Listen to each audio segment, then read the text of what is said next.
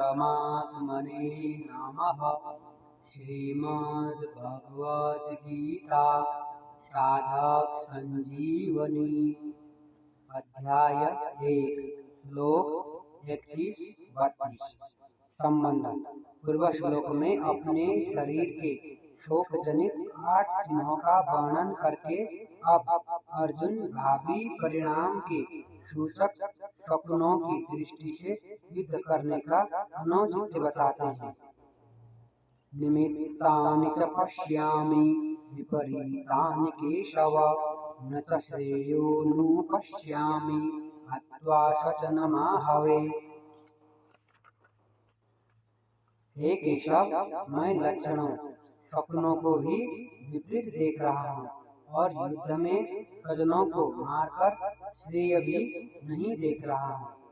निमित्तानि च पश्यामि विपरीतानि केशव।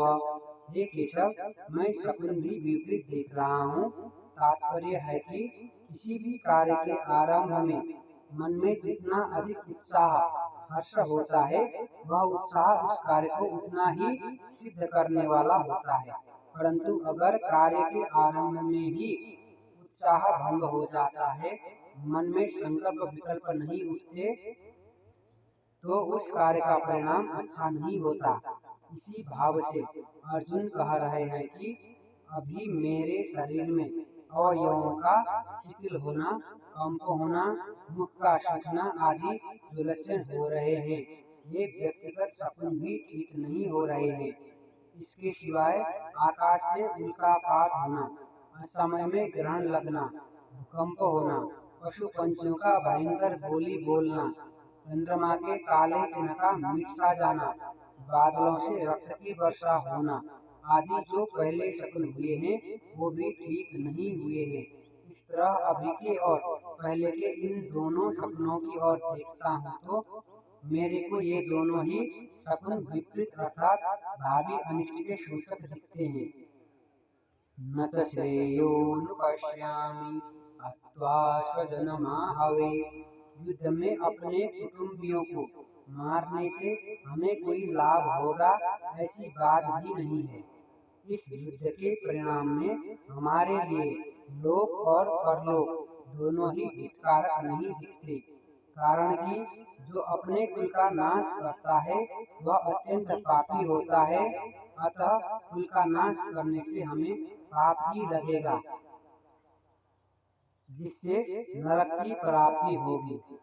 इस श्लोक में निमित्तानि पश्यामि और श्रेय अनुपश्यामि, इन दोनों वाक्यों से अर्जुन यह कहना चाहते हैं कि मैं सपनों को देखूं अथवा स्वयं विचार करूं, दोनों ही रीति से युद्ध का आरंभ और उसका परिणाम हमारे लिए और संसार मात्र के लिए हितकारक नहीं दिखता। संबंध, जिसमें न तो शुभ शकुन दिखते हैं और न श्रेय ही दिखता है, ऐसी अनिष्ट कारक विजय को प्राप्त करने की अनिच्छा अर्जुन आगे के श्लोक में प्रकट करते हैं। न कांक्षे विजयं कृष्ण न च राज्यं सुखानि च, किं नो राज्येन गोविंद किं भोगैर्जीवितेन वा। हे कृष्ण, मैं न तो विजय चाहता हूँ, न राज्य चाहता हूँ और न सुखों को ही चाहता हूँ। हे गोविंद, हम लोगों को राज्य से क्या लाभ, भोगों से क्या लाभ अथवा जीने से भी क्या लाभ। न कांक्षे विजयं कृष्ण न च राज्यं सुखानि च। मान ले कि युद्ध में हमारी विजय हो जाए तो विजय होने से पूरी पृथ्वी पर हमारा राज्य हो जाएगा, अधिकार हो जाएगा। पृथ्वी का राज्य मिलने से हमें अनेक प्रकार के सुख मिलेंगे, परंतु इनमें से मैं कुछ भी नहीं चाहता। अर्थात मेरे मन में विजय, राज्य एवं सुखों की कामना नहीं है। किम नो राज्येन गोविंद किम भोगैर्जीवितेन वा। जब हमारे मन में किसी प्रकार की विजय, राज्य और सुख की कामना ही नहीं है, तो फिर कितना ही बड़ा राज्य क्यों न मिल जाए, पर उससे हमें क्या लाभ। कितने ही सुंदर सुंदर भोग मिल जाएं, पर उनसे हमें क्या लाभ। अथवा कुटुंबियों को मारकर हम राज्य के सुख भोगते हुए कितने ही वर्ष जीते रहे, पर उससे भी हमें क्या लाभ।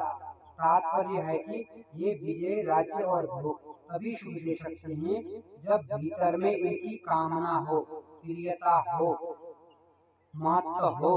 परंतु हमारे भीतर तो इनकी कामना ही नहीं है, अतः ये हमें क्या सुख दे सकते हैं।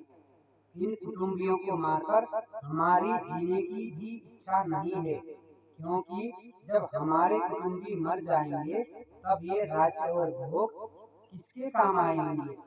राज्य भोग आदि तो कुटुंब के लिए होते हैं, पर जब ये ही मर जाएंगे तब इनको कौन भोगेगा। भोगने की बात तो दूर रही, उल्टे हमें और अधिक चिंता शोक होंगे। ओम कृष्णार्पणमस्तु। हरि ओम तत्सत।